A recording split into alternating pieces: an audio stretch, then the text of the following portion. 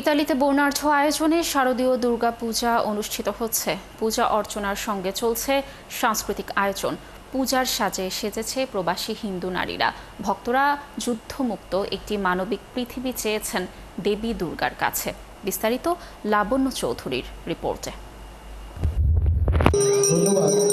ঢাক, ঢোল আর শঙ্খের ধ্বনিতে বর্ণাঢ্য আয়োজনে শারদীয় দুর্গা উৎসব ইতালিতে উদযাপন করছে প্রবাসী হিন্দু ধর্মাবলম্বীরা। দুর্গতি নাশিনী অসুর দলনী দেবী দুর্গা, সবাইকে শারদীয় শুভেচ্ছা।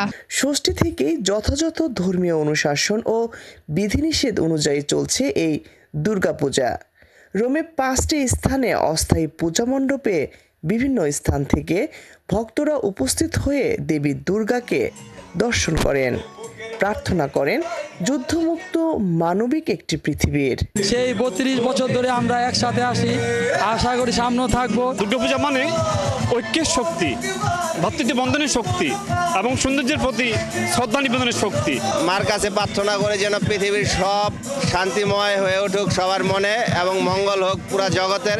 কাজ করে যেতে চান প্রবাসীও সম্প্রীতি ও ভ্রাতৃত্বের এই বন্ধনকে ধরে রাখার।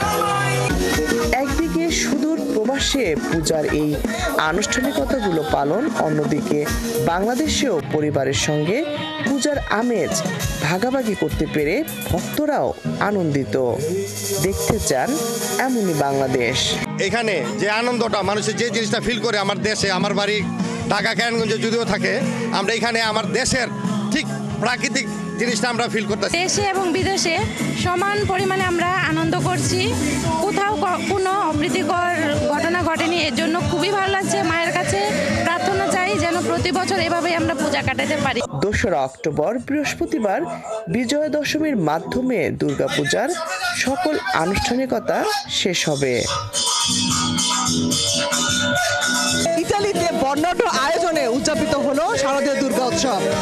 যুদ্ধমুক্ত মানবিক একটি পৃথিবী চান এই শারদীয় দুর্গা উৎসবের ভক্তরা।